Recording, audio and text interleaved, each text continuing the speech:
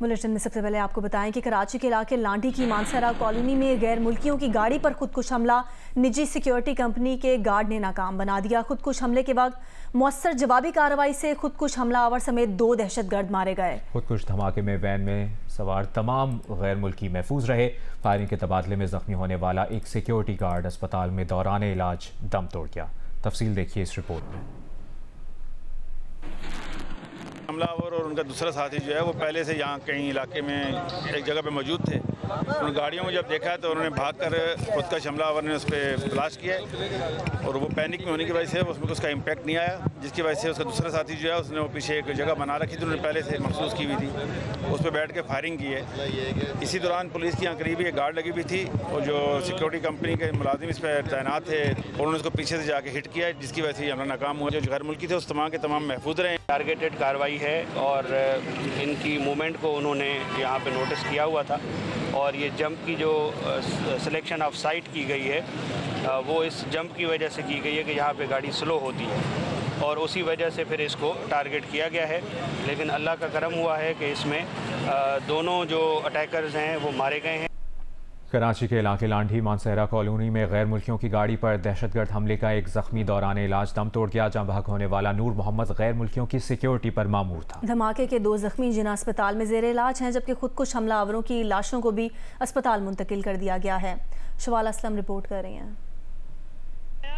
कराची के इलाके मानसरा कॉलोनी में गैर मुल्कियों की गाड़ी पर फायरिंग और खुदकुश धमाके से होने वाले 3 जख्मियों को जिन्ना अस्पताल की इमरजेंसी में लाया गया। तहम जख्मी नूर मोहम्मद जख्मों की ताब ना लाते हुए दौरान इलाज इंतकाल कर गया। एमएल रिपोर्ट के मुताबिक सिक्योरिटी गार्ड नूर मोहम्मद को धमाके के दौरान सर पर जख्म आए थे। धमाके का दूसरा जख्मी सलमान फायर फाइटर है जो ड्यूटी पर जाते हुए फायरिंग की जद में आ गया। सलमान के भाई शहजाद सादिक ने जियो न्यूज से गुफ्तगू में बताया कि उसके भाई ने जख्मी होने की इत्तला वीडियो कॉल पर दी। जॉब के लिए सुबह 7 बजे रवाना हुआ है तो ये रास्ते में कहीं कायदाबाद या मनसेरा कॉलोनी के करीब ये क्लैश हुआ है तो उसमें वो बहुत ज़्यादा ज़ख्मी हो गया, जिसमें उसकी एक आंख पे वायर लगा हुआ है, एक पेट में, एक टांग में वायर लगा हुआ है। उसने अपनी वाइफ को वीडियो कॉल पे करके बताया कि मेरी हालत बहुत ज़्यादा ख़राब है तो जल्द से जल्द पहुँचो। तो फिर वहाँ से ही खुद ही वो लोग लेके यहाँ पे इमरजेंसी में आ गए तो हम लोग यहीं पहुँचे हैं सारे। डीसी साउथ अल्ताफ सारियों ने भी जिना अस्पताल में जख्मियों की इयादत की और अस्पताल इंतजामिया को जख्मियों के बेहतरीन इलाज की हिदायत दी। कैमरामैन दिशान इकबाल के साथ शवाला असलम, जियो न्यूज़, कराची।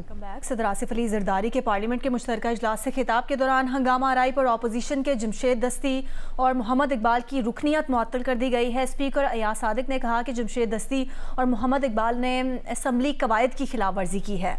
ये भी कहा कि सदारती खिताब के दौरान जो हुआ वो नहीं होना चाहिए था।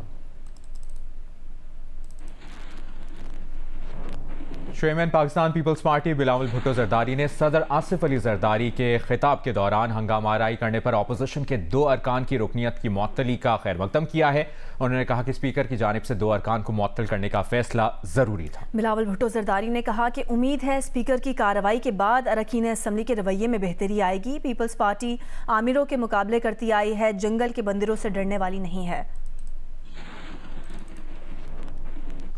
ये सियासत करते आ रहे हैं और हम जबकि आमरों के मुकाबले करते आ रहे हैं, जनरल जिया और जनरल मुशर्रफ जैसे आमरों के मुकाबले करते आ रहे हैं, तो ये जो जंगल के बंदर हैं इनसे हम नहीं डरते और हम अपने सियासत से जमहूरी अंदाज में इनका भी मुकाबला करेंगे और हर वो कुव्वत जो जमहूरी दुश्मन है, जो पार्लियामान को अंडरमाइन करना चाह रहे हैं, जिससे 2 हमारा हाउस के जो मेंबर्स हैं उनको सस्पेंड किया गया। मगर ये ज़रूरी था कि हम एक प्रेसिडेंट सेट करें कि पार्लियामान में जो रूल्स हैं, जो जिस दायरे में हमें काम करना चाहिए उस दायरे में रह के काम करें। तो हम अपोजिशन को वेलकम करते हैं, अपोजिशन की तनकीद को वेलकम करते हैं, मगर उस दायरे से बाहर जाके जब कोई चाहे वो अपोजिशन की तरफ से हो या हुकूमत की तरफ से, सो स्पीकर साहब ने आज एक प्रेसिडेंट सेट किया कि वो एक्शन लेगा। उम्मीद ये है कि इसके बाद बेहतरी आएगी। मेरा नहीं ख्याल कि रोटी की कीमत में कोई कमी हुकूमत के कोई कदम से इस तरीके से आया है। बैरिस्टर गौहर का कहना है कि आसिफ जरदारी के विफाक की यकजहती की नुमाइंदगी नहीं करते। जरदारी आज भी पीपल्स पार्टी पार्लियामेंटेरियंस के सदर हैं और सियासी सरगर्मियां भी नहीं छोड़ी हैं। स्पीकर कौमी असम्बली सरदार अयाज सादिक ने कहा कि साथ ही साथ उन्होंने कहा कि बैरिस्टर गौहर का कहना था कि आसिफ जरदारी ने आज तक पीपल्स पार्टी पार्लियामेंटेरियंस की सदारत से इस्तीफ़ा नहीं दिया है। आसिफ जरदारी के विफाक की यकजहती की नुमाइंदगी नहीं करते। ये समझते अपोजिशन कि Zardari as a president unity of the republic को रिप्रेजेंट नहीं कर रहा, क्योंकि आज did he not get enough vote to be elected as the president?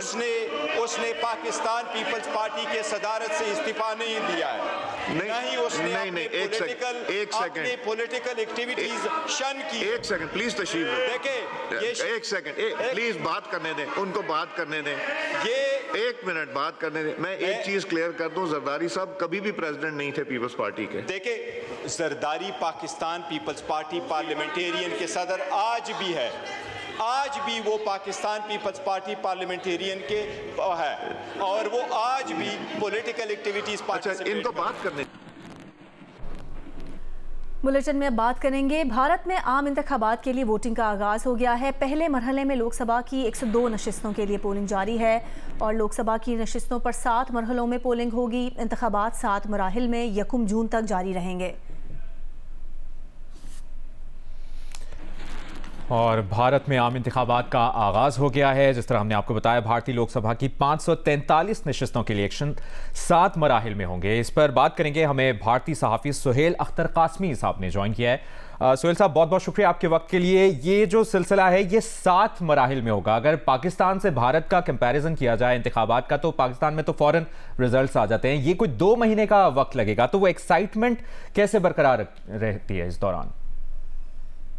देखिए, इंडिया का इलेक्शन बहुत बड़ा है और ये मुल्क बहुत बड़ा है। कई स्टेट्स में इलेक्शंस हो रहे हैं और जाहिर सी बात है, सिर्फ लोकसभा का इलेक्शन नहीं है, इसमें कुछ स्टेट्स ऐसे हैं जहां असेंबली के इलेक्शंस भी हो रहे हैं। तो दिलचस्पी बनी रहती है, चूंकि एक बहुत ही खूबसूरत कहते हैं ना जमहूरियत का रुख होता है यहाँ पर, तो एक एक्साइटमेंट हमेशा बनी रहती है। और आज जब शुरू हुई है वोटिंग और आज से बाज़ाब्ता लोकसभा का इंतखाब शुरू हुआ है, तब से हम देख रहे हैं कि जहां जहां इंतखाबात हो रहे हैं वहां बहुत ही हलचल है। वोटिंग का जो परसेंटेज है वो भी काफी बढ़ा हुआ है, कुछ जगह पर कुछ जगहों पर कम है। वो तो देर शाम तक पता चलेगा, लेकिन जो रिपोर्ट्स अभी आ रही हैं वो काफी मतलब तसल्ली बख्श हैं और इलेक्शन कमीशन खास तौर पर उसकी काफी तारीफ भी कर रहा है कि वो उनकी तवक्कुआत से बेहतर वोटिंग का जो मरहला मुकम्मल हो रहा है। अच्छा सुहेल साहब, ये भी बताइए कि जिन नशिस्तों पर ये इंतखाबात हो रहे हैं, कौन सी पार्टीज़ हैं और पार्टीज़ की पार्टी पोजीशंस क्या हैं? देखिए, जैसा कि मैंने जिक्र किया, एक बड़ा इलेक्शन है, तो जाहिर सी बात है रीजनल पार्टीज के अलावा जो 2 बहुत ही अहम पार्टीज हैं, बीजेपी और कांग्रेस, जाहिर सी बात है वही बड़ी पार्टी है इस मुल्क में। लेकिन इस बार चूंकि इलेक्शन थोड़ा सा मुख्तलिफ है, तो बीजेपी एक अलायंस के साथ लड़ रही है, उसको इंडिया कहते हैं, और कांग्रेस एक अलायंस के साथ लड़ रही है, वो इंडिया कहते हैं उसको, इंडिया अलायंस के नाम से भी जाना जाता है। तो ये कुछ पार्टियां हैं, लेकिन उसके अलावा जो रीजनल पार्टीज है, जैसे समाजवादी पार्टी, बहुजन समाजवादी पार्टी, तृणमूल कांग्रेस, उसके अलावा साउथ में डीएमके और कई सारी साउथ की जो जनूबी हिंदुस्तान की जो पार्टियां हैं, वो इलेक्शंस लड़ रही हैं और बहुत ही ताकत से लड़ रही हैं। हर जगह पे अपने अपने इशूज हैं, तो एक मल्टी तरीके से जो है, मुख्तलिफ तरीके से जो है इलेक्शन लड़ा जा रहा है और उसमें बहुत सारी पार्टियां इन्वॉल्व हैं। ये कहना बहुत कबल वक्त होगा, क्योंकि अभी जून तक ये मामला जाएगा इंतखाबात का। तो आपसे ये जानना चाहेंगे, वहाँ पर मौजूद हैं आप, सीनियर तज्जियाकारों की क्या राय है? नरेंद्र मोदी के तीसरी बार वज़ीर आज़म बनने के कितने इम्कान हैं? देखिए, अब तक जो सर्वे है, जो रुझानात हैं, चूंकि इंडिया का जो मीडिया है, जो इंडिया के जो सर्वे करने वाले लोग हैं, उनके बारे में ऐसा कहा जाता है, ऐसे इल्जामात लगाए जाते हैं कि वो बहुत ही कॉम्प्रोमाइज है। लेकिन उसके बावजूद जो रुझानात सामने आ रहे हैं, वो बीजेपी के ज़रिए क़यादत जो अलायंस है एनडीए, उसकी बढ़ोतरी की तरफ इशारा कर रहे हैं। लेकिन दूसरी तरफ कई ऐसे तज्जियाकार हैं जो ग्राउंड लेवल पे जाकर, जिन्होंने खुद सर्वे किया है और जिन्होंने खुद मंथन किया है, उनकी बात अगर सुने तो ऐसा लगता है कि इस बार शायद कांग्रेस को ब्रेक थ्रू मिले और वो बीजेपी को पछाड़ने में कामयाब हो जाए। तो एक बहुत मुख्तलिफ और एक बहुत मखलूत किस्म का जो एक एहसास है यहाँ पर पाया जा रहा है मुख्तलिफ तज्जियाकारों में। अब वो आने वाला वक्त ही बताएगा, शायद से बात है 4 जून को ही पता चलेगा कि भाई किसकी पार्टी को अक्सरियत मिली है। लेकिन अभी तक तो मामला जो है वो बीजेपी की तरफ ज्यादा झुकाव नजर आ रहा है, चूंकि यूपी के जब इलेक्शन अभी चुके हो, यूपी में भी इलेक्शन हो रहे हैं, तो उत्तर प्रदेश बहुत बड़ा गढ़ है। उसके अलावा राजस्थान, मध्य प्रदेश, ये जहाँ हिंदी हार्टलाइन कहते हैं, वहाँ पर बीजेपी को बड़ी बढ़ोतरी है, वहाँ बहुत मकबूलियत है, खासतौर पर वजीर आजम नरेंद्र मोदी की शख्सियत की, तो इसकी वजह से एक बहुत बड़ी बढ़ोतरी मिल सकती है, ऐसा कहते हैं लोग। ठीक है, बहुत बहुत शुक्रिया भारतीय सहाफ़ी और वॉइस ऑफ अमेरिका के सुहेल अख्तर कासमी साहब, जियो न्यूज़ को वक्त देने के लिए बहुत बहुत शुक्रिया। रावलपिंडी में खातून के हाथ 6 जुड़वा बच्चों की पैदाइश हुई है। नौमौलूद बच्चों में 4 बेटे और 2 बेटियां शामिल। हजारा कॉलोनी की रिहायशी खातून ने डिस्ट्रिक्ट हेडक्वार्टर अस्पताल रावलपिंडी में 6 बच्चों को जन्म दिया है और डॉक्टर्स के मुताबिक तमाम 6 बच्चे और मां मुकम्मल तौर पर तंदुरुस्त हैं। रावलपिंडी में खातून के यहाँ 6 जुड़वा बच्चों की पैदाइश हुई है।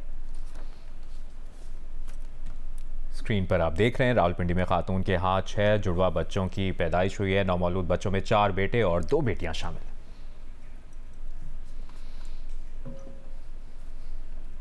दिल का रिश्ता ऐप लंदन में जंग ग्रुप और जियो न्यूज़ की ज़ेर एहतमाम मुतारिफ कराई गई है। तकरीब के शुरका ने ऐप का खैर मकदम किया है, कहा कि इस ऐप से मुनासिब रिश्तों की तलाश में बहुत मदद मिलेगी। दिल का रिश्ता ऐप में 10,000 बरतानवी पाकिस्तानियों के रिश्ते भी हैं, जबकि 10,000 शादियां भी तय हो चुकी हैं। तफसील बता रहे हैं मुर्तज़ा अली शाह।